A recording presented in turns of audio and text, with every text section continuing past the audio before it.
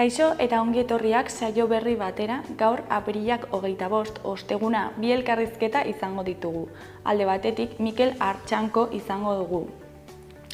Antartika Kultur Kontainerrek bor-bor sorkuntza artistikoko prozesuetarako laguntzen deialdia kaleratu dute, eta horren inguruan hitz egitera dator.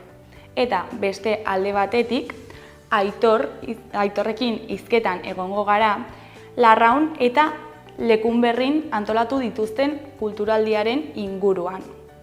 Baina horrekin hasi baino lehen, goazen betiko edukiarekin.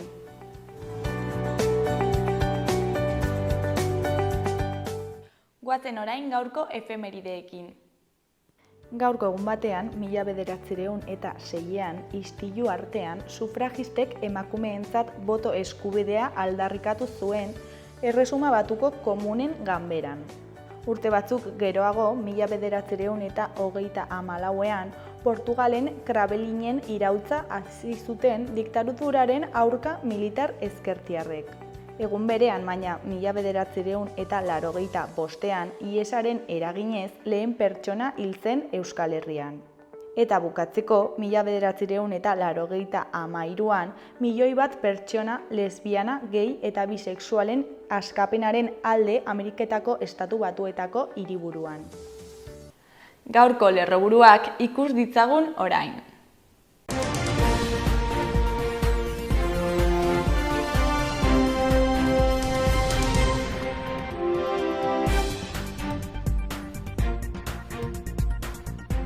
Ayerdi Kontseilaria Bidasoko alkatekin bildu da inguru horretan proiektutako bi parke eolikoren ingurumen eraginak aztertzeko. Donezte Besunbila Ituren Zubieta Behintzala baien erasun oizaldiaz etxalar igantzi eta arantzako zinegotziek kezkak azaldu dute proiektuek izan dezaketen eraginagatik. Nafarroko gobernuak eta topaguneak euskararen erabilera soziala sustatzeko eta sensibilizatzeko lankidetza indartu dute. Gobernuak Nafarroko markaren etaren jarduera ardatzen definizio berria adostu du foru komunitatea referentziazko ekosistema sozioekonomiko gisa berrindartzeko. Laguntzak baimendu dira adinekoek eta desgaitasuna duten pertsonek beren zaintza, komunikazio eta mugikortasuna erraisteko produktuak eros ditzaten. Nafarroko gobernuak interes kulturaleko ondasun izendatu du Azkoiengo Campo de Arlas, aztarnategi arkeologiko erromatarra. Nafarroko gobernuak 6 enpresa saritu ditu kirolari egindako ekarpenagatik. Mobiz, ibilgailu elektrikoen bateriak mihiztatzeko instalazio eraikitzen hasi da Noainen. Yamaguchiko aintzirak Iruñako soldadurako lantaldeak egindako pasabide berriak estrenatuko ditu. Oskarbi taldeak eta Elizondoko abesbatzak kontzertu emanen dute larunbatean Elizondon. 7. Hazienda Feria eginen da larunbat honetan beran.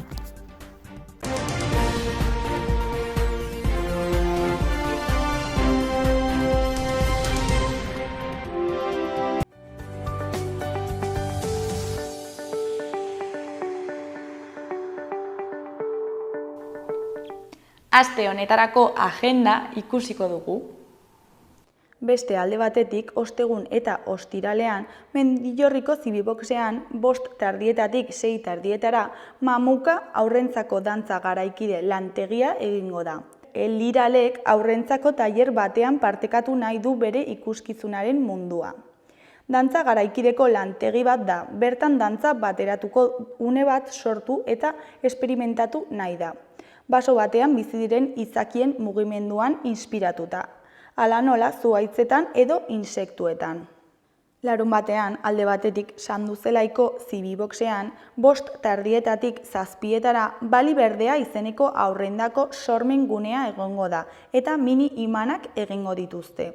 Lantegiotan, aurrek hainbat proposamen landuko dituzte pintura miatzeko eta koloreekin eta formekin jolasteko. Bustinezko pieza txikitxoak diseinatuko ditugu eta imantatuz edozein lekuan kokatu ahalko ditugu. Non ipiniko dituzu zureak? 6 eta 11 urte bitarteko aurrentzat izango da eta 10 leku egongo dira. Izena eman beharko da eta 2 euro ordaindu.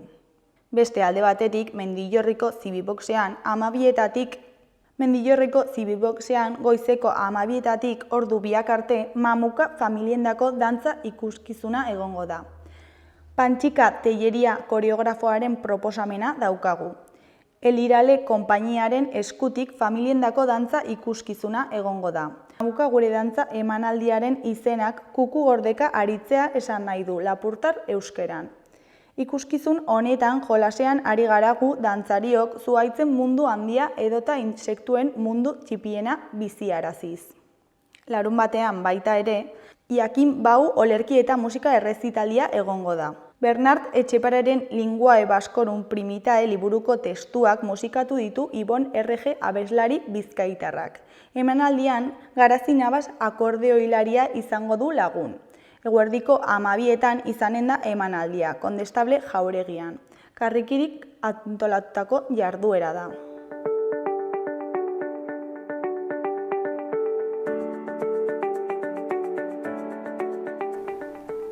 Ikus dezagun gaurko egunkarien azalek zer diote. Diario de Notiziasen titular nagusian, eskuinak emaztearen aurka egindako jazarpen operazioagatik dimisioa emateko aukera aztertzen ari da Sánchez. Agenda bertan behera utzi eta astelehenean jakinaraziko du erabakia. Madrilgo epaitegi batek eginbideak ireki dizkio Begoña Gomezi, buloetan oinarritutako salaketa ultraeskuindar batengatik. Argazki nagusian Interesport Irabia denda daukagu, kanpotik ikusita. Titularrean, Interesport Irabiak bere 2 dendak itxi ditu. Deportes Irabiak joan den mendeko 60ko hamarkadan ireki zuen bere lehen denda hiriburuan. Eskuineko berrietan, alde batetik, Europak kontrolak leuntzen dituen NPB berria onartu du. Beste alde batetik, UPN-ko kontseilu politikoko kidea den Julen Sesmaren hitzetan, UPN-en ez da beste hautagaitzarik izan, beldurra egon delako. Jarraian, 25 atxilotu trinitarioen aurkako operazioan, horietatik 10 adingabeak. Azkenik, 5 enpresek Sarasate pasalekua berrurbanizatzeko aukera izango dute. Beheko berrietan, batetik, Iker Muniainek atletik utzi du 15 denboraldiren ostean. Bestetik, 100 tontor egun batean, federazioak 100 urte betetzen dituelako. Azkenik, Bizente eta Alderdi aizkolariak erronkarako prest. Diario de Navarraren titular nagusian, Sánchezek bere dimisioa baloratzen du, emaztearen aurkako akusazioen ostean. Lehendakariak astelehenera arte baliogabetuko du bere agenda publikoa. Orduan iragarriko baitu bere erabakia. Pedro Sánchezen hitzetan, gelditu eta hausnartu egin behar dut. Premiazkoa zait merezi duen ala ez erantzuteak. Argazki nagusian, Susana Heredia, Iñaki Goldaraz, Rebeka Hidalgo eta Maria Contreras izan diren Diario de Navarra foroaren protagonistak. Titularrean, mugikorrak ikastetxeetan bai ala ez. Diario de Navarra en vivo foroan adituak bat datoz debekatzeko beharraz. Eskuineko berrietan, batetik, sepek 1400 nafarri eskatu die bidegabeko erte ordainketak itzultzea. Bestetik, Los Trinitarios taldearen aurkako polizia operazioak 25 lagun atxilotu ditu. Bukatzeko, 5 estudiok Sarasate pasalekua berriro urbanizatu nahi dute. Goiko berrietan, alde batetik, Serrat, Bianako katalana, Asturiaseko printzesa saria jaso du. Beste alde batetik, Premier Leaguek Areso begiratzen du. Azkenik, Iker Muniainek agur esaten dio Athletic klubari. Gara egunkariaren titular nagusian, bere bikotekidearen aurkako loufarak Pedro Sánchez kolokan jartzen du. Espainiako gobernuko presidenteak bertan behera utzi du bere agenda publikoa. Karguari uko egin dion ala ez hausnartzeko. Ultraeskuinak aurrekaririk gabeko eraso bat salatu du. Argazki nagusian, pertsona bat krabelin bat hartzen. Titularrean, krabelinen irautzetik mende erdi. Honen eskuineko argazkian, Oiana Etxebarrietaren argazkia daukagu. Honen hitzetan, jauzi bat egin nahi badugu orain da unea. Beheko argazkian bi txakur ditugu, titularrean gaur maskotak. Berriaren titular nagusian, Europak bortxaketa ez du delitu gisa jaso indarkeria matxista borrokatzeko legean. Europako Parlamentuan ez dute lortu onespenean oinarritutako indarkeriaren definizioaren kontrakoak konbentzitzea, bereziki Frantzia eta Alemania. Mutilazio genitala, ezkontza behartua eta ziberjazarpena delitutzat joarren negoziatzaileek etxia hartu dute. Argazki nagusian, Sarajevo kutsadura laino baten pean. Bosnia eta Hertzegovinak eben sartzeko eskea egina du eta hiriburuko airearen kalitatea munduko txarrenetakoa da. Airearen kutsadura muga zorroztu egingo du ebek. Beheko argazkian aldetikeko jokalariak Iker Muñain astitzen. Titularrean kapitainaren agurra. Honen ezkerreko berrietan, alde batetik, alokairuko etxeak 5,9 garestitu ziren iaz Araba, Bizkai eta Gipuzkoan.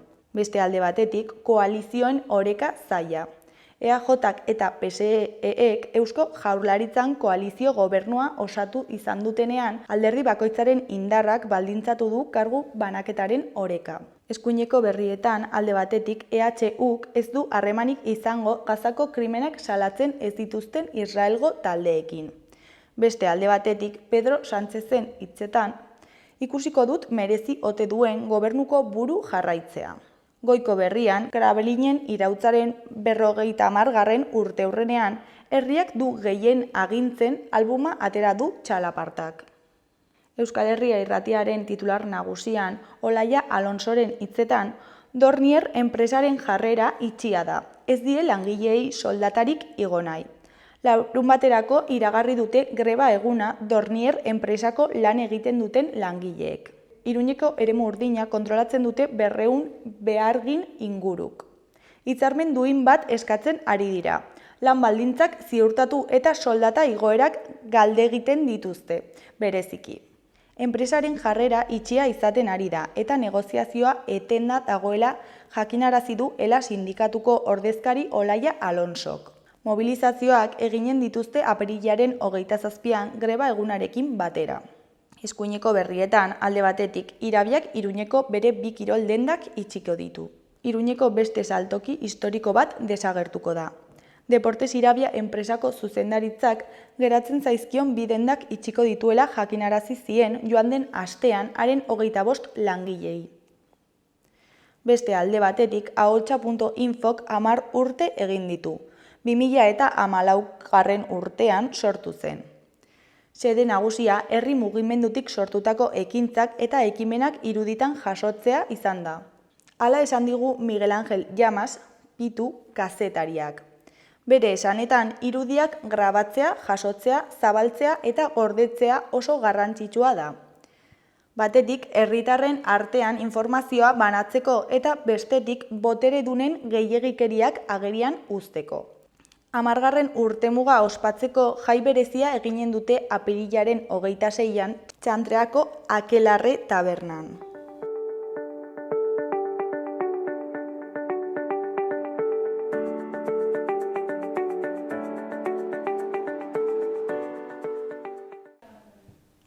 Kaixo eta ongi etorriak gaurko lehenengo elkarrizketara, oraingoan Mikel Artxankorekin gaude. Kaixo, zer moduz? Kaixo, oso ongi eta zu Nerea. Oso ongi ere. Bueno, Antartika Kultur Kontainerrek borbor sorkuntza artistikoko prozesuetarako laguntza bat jarri da abian, edo deialdia ja kaleratu eginda, ezta? Bai. Baina zer da Antartika Kultur Kontainer?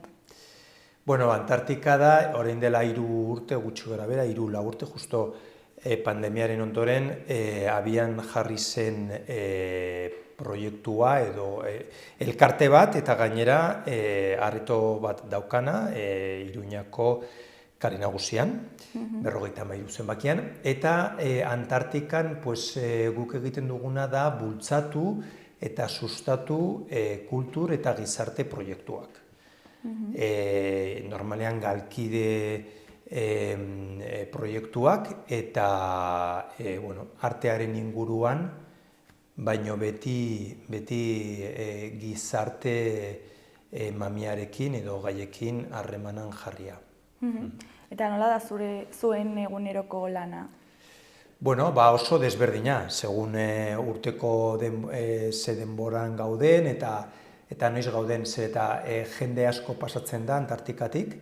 Azken finean, Antartikan badaukagu leku bat dela pixkat publikoari begira dagoen aretoa, dena pixkat lehenengo edo bajuan, solairuan, eta gero lehenengo solairuan hor bai elkarte desberdinak daudela, artistak, hor lan egiten, pixkat atelier modu batean, eta gainera oso proiektu eta egitasmo desberdinak egiten dituzten artistak eta elkarteak. Hor egiten da antzerkia, dantza, arte plastikoak, denetarik. Eta ere erakusketak jartzen dira beko solairuan. Orduan, denbora guztian bizi handia daukan aretoa da, eta orduan oso desberdina ere urtean zehar. Eta laguntza hauek noiztik ematen dituzue? Orain dela ja 4 urte, hau da 4. edizioa, eta, bueno, pixka bat egiten duguna da diru laguntza bat eman, eta ez bakarrik hori aretoa lan egiteko aretoa jarri, artista edo elkarte hauentzako, eta, orain dela, esan bezala, 4 urte egiten dugula, eta denetarek egon da, orain arte, elkarte eta artista oso desberdinak. Eta zergatik erabaki zenuten hau egitea edo zein da helburua? Bai, modu honetan, horrela deialdi publiko bat egitea, hau erabaki genuen eta jende asko etortzen zen, artista asko, elkarte asko, pixka bat eskatzeko laguntza, eta orduan pentsatu genuen modu oso egokia zela, ez dakit nola esan, bideratzea modu ofizial batean, nahiz eta gu deialdia antolatu, baina denbora batekin zehatza artistak eta elkarteak aurkezteko bere proiektuak eta denak pixka bat baldintza berdinetan, eta gainera gu baloratuko ditugula komisio batekin, eta modu oso, ez dakit nola esan, transparente batean, ez? Eta horregatik, buratu zitzaigun. Gero ere oso interesgarria aurkitzen dugu horrelako deialdietan artista eta elkarte asko aurkezten direla. Eta hori ere guretzako interesgarria da hurbiltzeko artista horietaraz, eta batzutan ere deialdi honekin ez dugu aukeratu proiektu bat, baina gero deialdiaren ondoren berriz hurbildu da artista edo elkartea eta kolaborazioren bat egin dugu beraiekin. Eta zuek bilatzen duzue proiektu konkreturen bat, edo daukazu ideian, proiektu idealen bat, edo zaudete irekiak pixkat denetarik? Bueno, nahiko zaila da. Gehien bat ere guk egiten dugun, bultzatzen ditugun arloak oso desberdinak dira, esan dudan bezala, arte disiplina guztietan, sorkuntza gehiago, ez? Artea baino gustatzen zaigu sorkuntza hitza erabiltzea, eta behar ematen du sorkuntza oraindikan abanikoa handitzen dela gehiago. Eta gainera, gizarte helburuekin, baino horre ere modu oso irekian, esan nahi dut adibidez, esan daiteke proiektu hezkuntzara hurbildutako proiektu bat, edo inguru giroa, edo giza inklusioa, edo denetarik, ez, sartu daiteke. Orduan, guretzako egia esan da ez dago ideal bat, baizik eta gu baloratzen ditugu aurkezten diren proiektuak eta gainera urte oro sorpresa handiak eta politak jasotzen ditugu. Eta 4 urte hauetan adibidez proiektu jaso dituzu? Zenolako proiektua, egon da denetarik.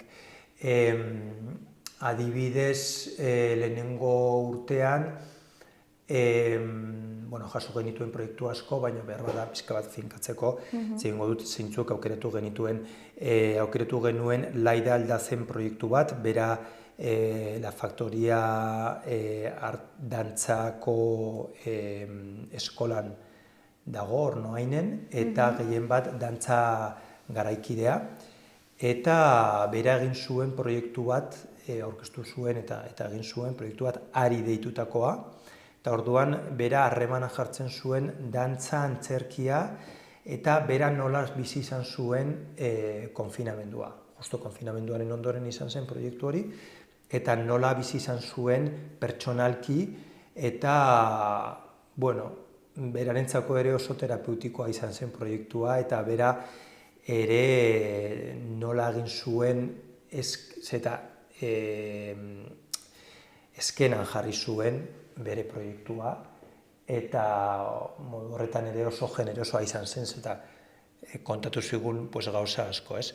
Gero, bigarren proiektu bat aukeratu genuen SEI alkartearekin, SEI eta Marta Elia artistarekin, kasu honetan Marta Elia artista plastikoa da, eta SEIk lan egiten du etorkinen arloan eta inguruan, eta, kasu honetan proiektu oso interesgarria sortu zuten, zenolako harremanak sortu daitezken eta bultzatu daitezken etorkinen eta pertsona desberdinen artean, eta beraiek sortu zuten banku bat, banku oso berezi bat, dinamika deitutakoa, gainera Ciudadela parkean ikusi dezakegu, eta oso proiektu interesgarria izan zen.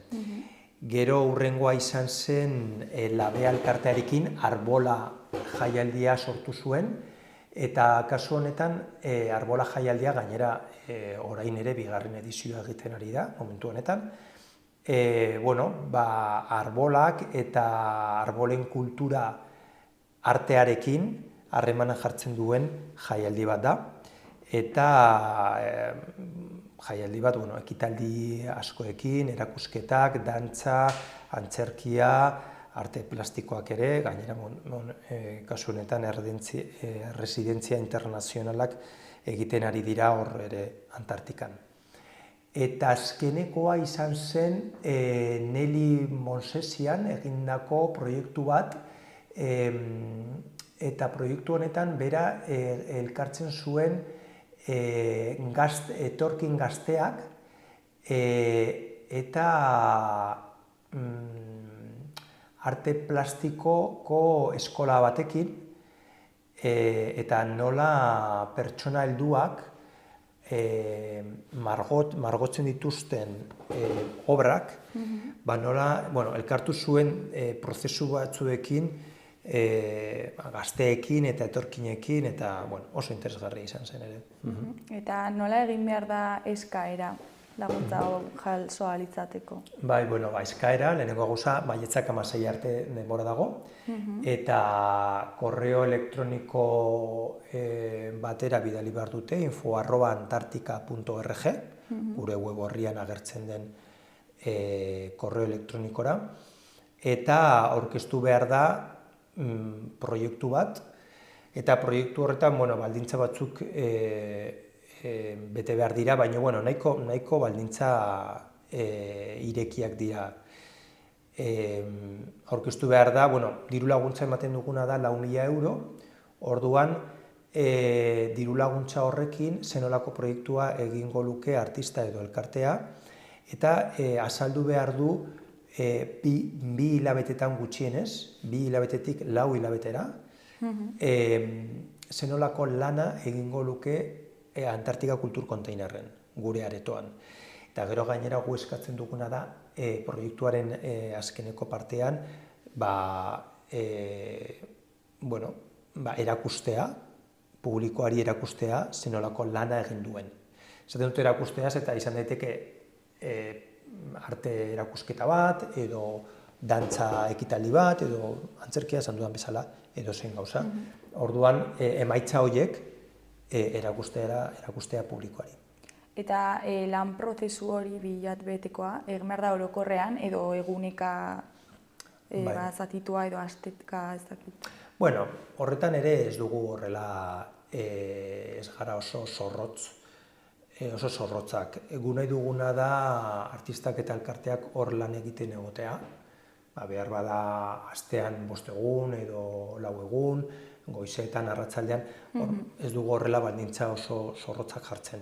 Gu nahi duguna da pixka bat artista eta edo elkarte hauek, habitatzea Antartika, ez? Eta, bakoitza bere moduak ditu. Baina, bai, sentitzea hor daudela eta bizia ematen diotela aretoari. Eta ebazpena noiz izango da? Izango da justo hilabete bat ondoren. Proiektuak aurkeztu behar dira maiatzak 16 arte, eta orduan ekainak 16an kaleratuko dugu ze proiektuak aukeratu diren. Orduan, ekainak 16an, eta gero ja lan egiteko hasi behar da abuztutik aurrera. Eta nola baloratuko da hau, edo zein izango da epaimahaia? Alde batetik gu elkartean gaudenok, baina guretzako ere oso interesgarria eta oso garrantzitsua da, alde batetik transparenteak izateko eta beste aldetik ere, Iruña oso txikia da, orduan denak asko ezagutzen gara elkar. Orduan, egiten duguna da, 2 pertsona, elkartetik kanpo, 2 pertsona, 2 esperto bilatu. Gainera, espertu horiek ez ditugu esaten nortzuk diren. Eta normalen egiten duguna da Nafarroako bat eta Nafarrotik kanpo beste bat. Eta oso interesgarria ere aurkitzen dugu, begirada bat izatea Nafarrotik kanpo. Eta normalean, bilatzen dugu, arte mailan lan egin duen pertsonaren bat, trajektoria handiarekin, eta Nafarrokoa ere, beti bilatzen ditugun 2 pertsona hauek badira espertoak. Eta balorazio irizpide bat jarraitzen duzue, edo da, izatean artea edo zailagoa da, ez igual sartzea taula batean. Bai. Oso zaila da, egia esan da oso zaila da baloratzea proiektu hauek, eta gainera hori oso desberdinak dira. Baina bai egiten ditugula kriterio batzuk definituatak daude, eta kriterio horiek ikus daitezke deialdian, edo nor ikusi dezake, eta, ez dakit orain ez dut gogoratzen memoriez, baino proiektuaren kalitatea, zenolako transformazioa bilatzen duen gizartean eta kultur transformazioa, guretzako oso interesgarria da, ez dakit, zenolako innovazioa edo berrikuntza esartzen duen, zenolako, ez dakit, begirada berriak, ez? Begirada berriekin sortutako proiektuak guretzako oso interesgarriak dira, ez? Ez egitea betikoa, baizik eta berrikuntza handia sartzea. Eta ze gehiago, ez dakit, euskerako proiektuak, edo nola sartuko zuen edo nola egongo zen euskera presente proiektuan. Generoaren aldetik ere kriterio oso garrantzitsua da, perspektiba hori, horrelakoak dira gehienak. Eta partikular edo erakunde bat izatea ere garrantzia ematen diozu? Ez, berdin zaigu, izan daiteke pertsona bakar bat, izan daiteke talde bat, elkarte bat, hor gehien baloratzen duguna da egitasmoa, zenolako egitasmoa den. Orduan batzutan, izan da individualki, beste batzutan taldeka, hor ez dugu, ez dakit, berdin zaigu. Eta parte hartzeko baldintzaren bat jarri duzue edo ez? Parte hartzeko, hombre, esaten duguna da, proiektua sortu eta egin behar dela Nafarroan eta Nafarroako jendearentzako. Baina, bai izan daitekeela Nafarrotik kanpoko edozein pertsona aurkeztu dezake proiektu bat, hemengoa ez dena, baina Iruñera etorri nahi duena Antartikan egotera lantzen proiektua, eta proiektu hori hemengo jendearentzako izango da. Baina ez dugu baldintza jartzen hemengoa izatea. Eta ja bukatzeko, ez dakit zerbait gehiago komentatu nahi duzun?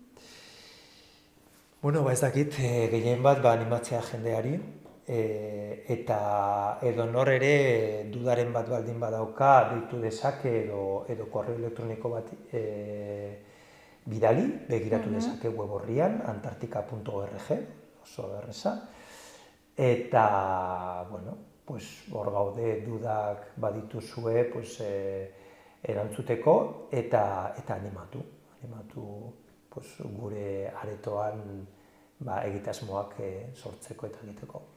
Bueno, Mikel, mila esker gurekin zuen laguntza partekatzeagatik, eta ja jendea animatzen den.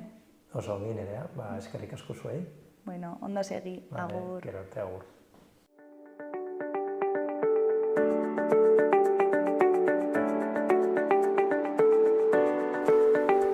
Gaurko eta biharko eguraldia ikusiko dugu.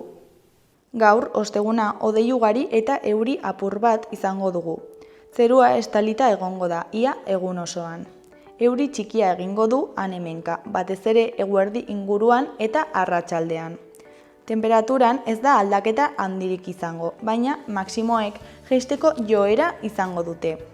Mendebal, ipar mendebaldeko haizea ibiliko da. Ostiralean eguraldi nahasia izango dugu. Goizean euri pixka bat egin dezake kostaldean, baina orokorrean ateri egongo da eta ostarte batzuk irekiko dira. Arratsaldean zaparradak botako ditu noizbehinka, baina leku askotan eta zenbait lekutan baliteke trumoitsuak eta mardulak izatea. Tenperatura 2-3 gradu igoko da eta maximoak 15-18 gradu artekoak izango dira. Egunaren lehenengo partean hegoaldeko haizea ibiliko da eta arratsaldean ipar ekialdera egingo du Kantauri isurialdean.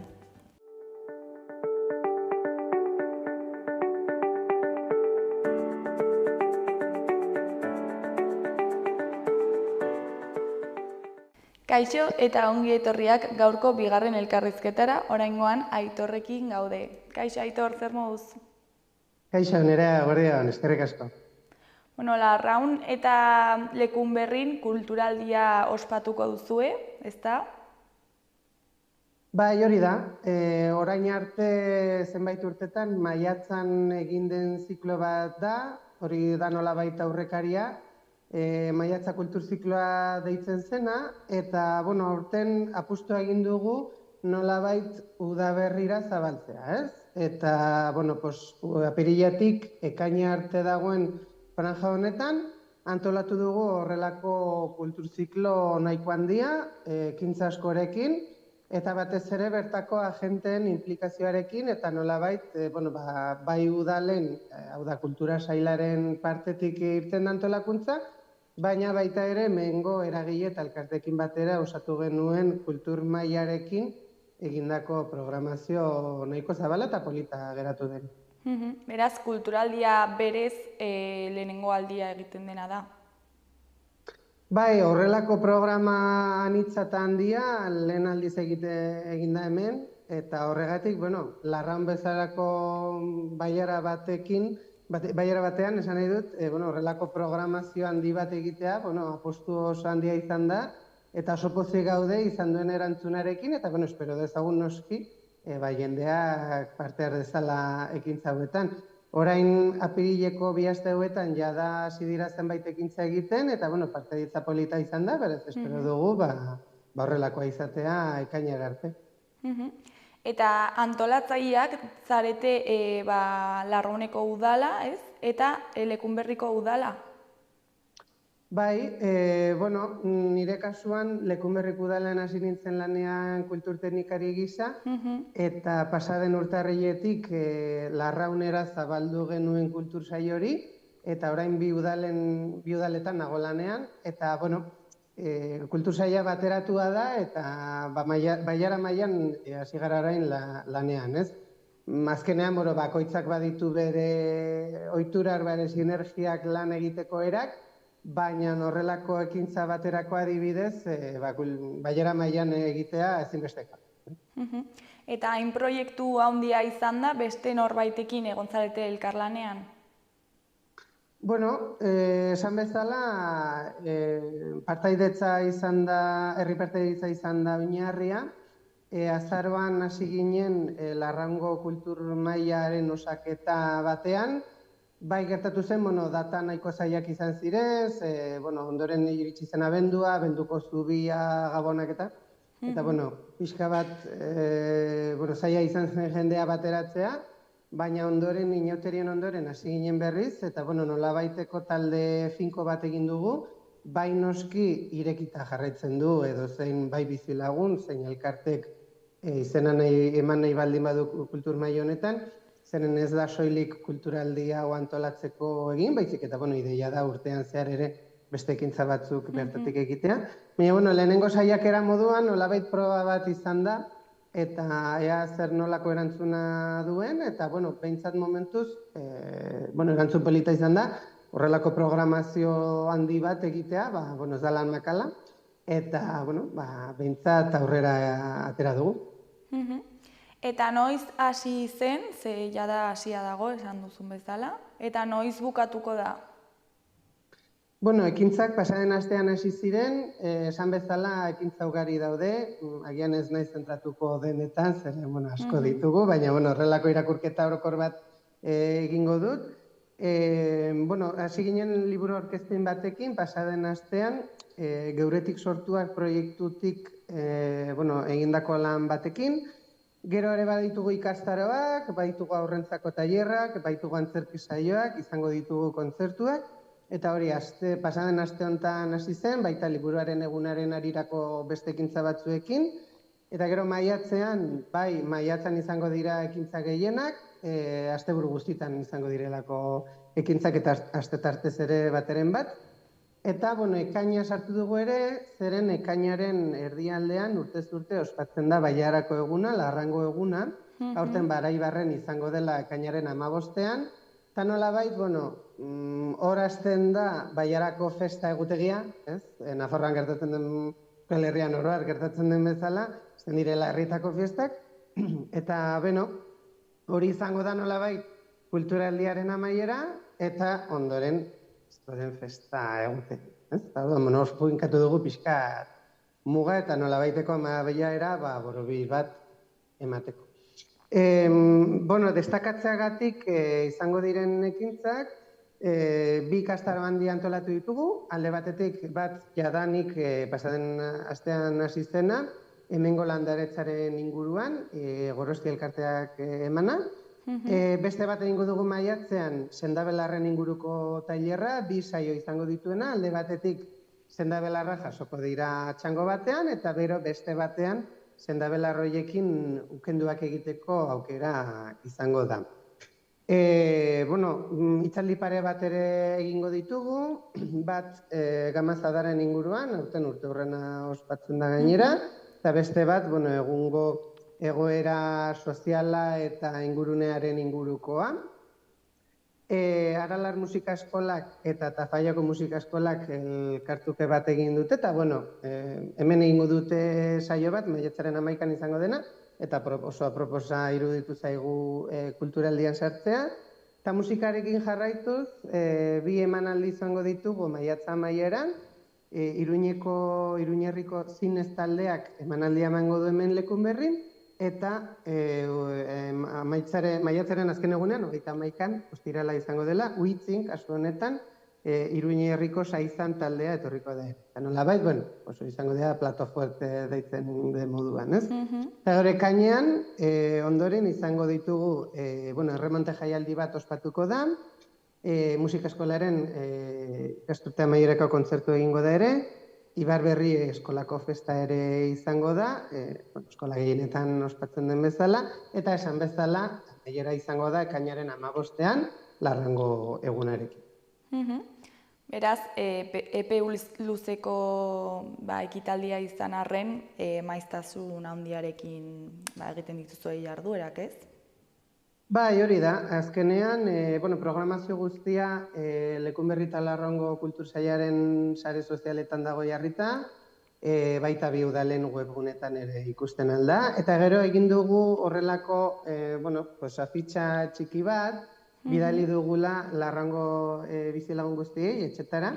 Nolabait, naiz eta orain sare sozialetan gehien bat konpartitzen dena, baina ongi iruditu zaigu ere jendeari batez ere, Larraunek kontzeju asko ditu, 15 herri daude, eta nolabait iristeko leku guztietara, batzuk herri oso txikiak direlako, eta proposa iruditu zaigu, guztien partaidetzan nahi dugulako, azkenean bai antolakuntza partaidetzan oinarritu da, eta noski nahi duguna da, hemengo ondarea, hemengo elkarteen lana balorean jarri, hemengoentzat, baita ere, etor daitezken bisitarientzat, baina batez ere, askotan ez ezaguna dugulako leku guztietan gertatzen den bezala, bertakoa batzutan ez ezaguna dugu, eta nolabait balorean jartzeko hemengo taldeen lan.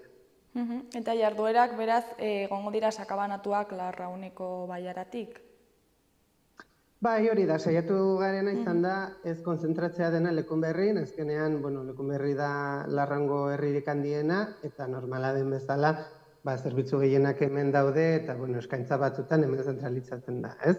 Baina honekin batera, eta baita ere proba moduan esan bezala, eraman ditugu ekintzak, Arruitzera, Uitzira esan bezala, Astitzen ere izango dira, eta,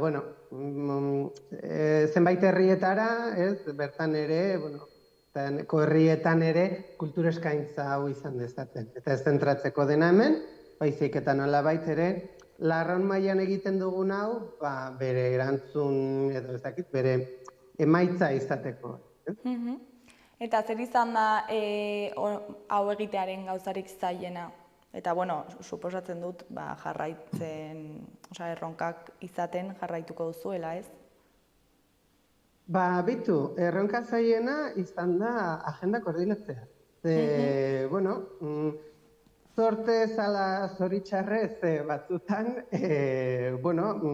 gertatu dena izan da, hemengo zenbait elkarte eta zenbait proposamen iritsi zitzaizkigula, eta nolabait horiek guztiak enkajatzeko, zeren hainbeste gauza zeuden, eta egiazki hori izan da lainik zaliena, pixka bat dena koordinatzea, eta denak ados jartzea dena bere horretan jartzeko. Baina, zorionez esan behar dugu, eta eskertzekoa da egon den erantzun hori, hain zuzen, guztiok nahiko nuke leku guztietan horrelako agenda bat izatea. Beraz, postekoa da, lan zaile hori gustora egin dugu, desan genetan. Eta momentuz, nolako harrera izaten ari dira jarduerak? Esan bezala jarduera bat hasi dira, gutxi izan dira, zeren, liburu aurkezpen pare bat izan dira, bat solasaldia izan zena, eta beste bat izan da landaren irkastaroaren lehenengo saioa, gaur osteguna izango da bigarrena, eta momentuz erantzuna polita izan da. Zere, partaidetza handia izan da, eta alde majo bat bildu da, ekintza bakoitzean, bai egia azkenan, ekintza hauek momentuz barruko ekintzak direla, aurkezpenak egin dira hemengo gabari gunean, edo liburutegian, edo horrela. Gerora espero dugu, agerikoa den bezala, kalean egingo diren ekintzek izango dute oihartzun handiagoa, behintzat ikusiko delako mugimendu handiagoa. Baina bai egia da, orain egin diren ekintza hauek ere erantzun polita izan dutela, eta honiken jarraituz ikusten badugu kulturaldi honek erantzun polita izan duela, jendeak parte hartu duela, eta agian honen harira beste proposamen berriak heltzen direla, bai udaletatik antolatuak zein elkarteek edo eragileek egindakoak, bueno, urrengo urtekoa agian gehiago zabaldu beharko dugu, espero dezagun. Eta baita ere, programan dauden jarduera gehienak euskeraz direla ikusi dut. Horretarako, udaletik sustatzen duzue euskeraren erabilera? Garrantzitsua iruditzen zaizue? Bai, Lekunberri eta Larran zonez euskaldunean izan da, eta hemen bizitza euskera egiten da gehien bat. Eta, apustua izan da, inzuzen, adibidez, programanetarako propio egin diren ikastaroak, edo beste adibidez musika kontzertuak ere, edo, moreste horlako ekintzak, euskaraz egitea, ez? Zenbait ekintza kulturaldian daudenak euskara zerbitzutik bultzatu dira, beraz hori noski euskaraz izango dira, batez ere aurrentzako zuzenduak diren ekintzak izango direlako. Baina gero ere beste ekintza orokorrago horiek, bai hori ikastaroak eta adibidez ekarriko ditugun musika talde horiek euskeraz egiten dute bere lana, eta iruditzen zaigu azkenean bizitza euskaraz egiten denez, autu hori gero eraman behar dugu, ez? Nolabait eskaintzen diren ekintza haietara, eta hala izan da. Erronka izango da ere, dena berria da, ez? Bai antolakuntza, bai proposamen hauek guztiak, bai auto hauek ere batzutan, eta ikusiko dugu zen den erantzuna, baina momentuz esan bezala, ona, poztekoa. Eta, kulturaldiaren helburua, noski, kultura sustatzea izango da, baina badago beste, helbururen bat edo? Bai izan daiteke, nolabait orain Baiara mailan antolatu izana, orain arte bai egia da zenbait ekintza egin direla pixka bat bereiziak, ez? Ekintza asko egiten ziren, eragileek oso aktiboak dira, nengo eragileak, baina bai falta zein horrelako nolabait koordinazio bat, ez? Eren batzutan, gertatzen zena zen zenbait ekintza solapatzen direla, oraindik ere gertatuko zigu, azkenean, datak horrelakoak dira, eta orain udaberrian udan ospatzen dira kulturekintza gehienak, ez? Baina, bai falta zen horrelako guztia antolatzea, ez? Eta, esan bezala, proba honen guztiaren barruan ere, hau probatzen ari gara, eta bai hori ikusi dugu ezinbestekoa zen, ez? Zeren batzutan, azkenean baiara txiki bat gara, biztanle asko, eta uste dugu horrelako kultur eskaintza bat egiteko, publikoak murritzak direla, ez adibidez beste hiri batzuekin edo beste herri handiago batzuekin konparatuta, beraz goazen erraztera nolabait jendeara kartzeko nahi horretan, eta goazen denon artean koordinatzea. Hori izan da pixka bat ere beste nahia, nolabait nahi gabe edo ere sortu dena, beharrezkoa izan da hori, azkenean hau egiteko. Beraz, bai izan da nolabait, esan bezala, kulturaldia propioa, ekintza hauek guztiak egitarau hau izan da nahia edo autua, baina beste alde batetik ere nolabaiteko beste ohitura berri hauek sartu arazteko, ez? Guazen denon artean pixkat koordinatzen. Nolabait, sinergia horiek berriz batze, ez? Bai egia da, leku guztietan gertatu den bezala, pandemia ostean egontzen nolabaiteko sakabenak eta sozial hori, ez? Eta eragile asko itxi ziren pixkat, bere lana eta hola, ondenen hasi dira berriz beren lan egiten, eta, ez dakit hau izan daiteken azkeneko bultzada handi bat, baina, horri laguntzea behintzat izan da gure nahi. Beraz, herri guztien kohesio bat bilatzen da eta igual jendearen elkar ezagutzea?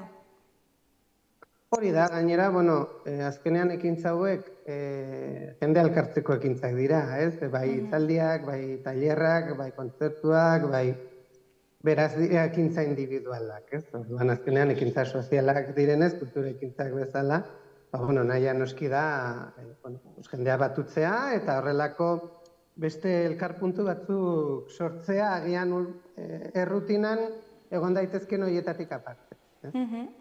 Primeran Aitor, ja bukatzeko, ez dakit zerbait gehiago komentatu nahi duzun, zerbait ahaztu zaigun hortik? Bueno, besterik gabe, bai noski, kultura sailetik, Larraunda Lekunberriko biztanle guztiei, gonbidapena egitea ekintza guztietan parte hartzeko. Bai noski, mengo kultura eragile guztiei ere bereiz gonbita egitea, horrelako programazioetan parte hartzeko, eta kultur maila horrek, lehenengo proba izan da orain kulturaldia, baina ondoren udarara begira beste programazio bat egin nahiko genuke, edo gabonetara begira, edo sor daitezken beste batzuetarako.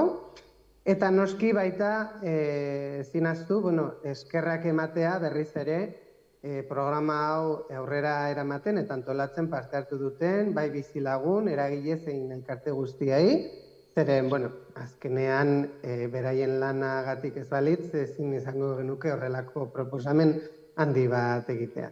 Eta noski, gure bailara bizitatu nahi duten guztiei ere, ateak irekit.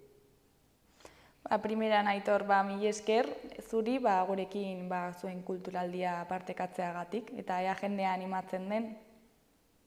Eskerrik asko zuei ere guri altaboz moduan laguntzeagatik, eta hemen egiten dugun lana zabaltzeagatik. Primeran segi, agur. Eskerrik asko, gero arte.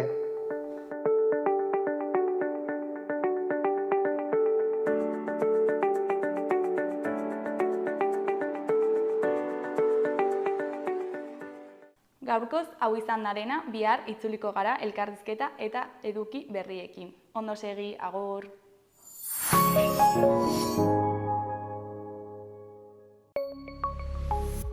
Gobierno de Navarra. Nafarroako gobernua.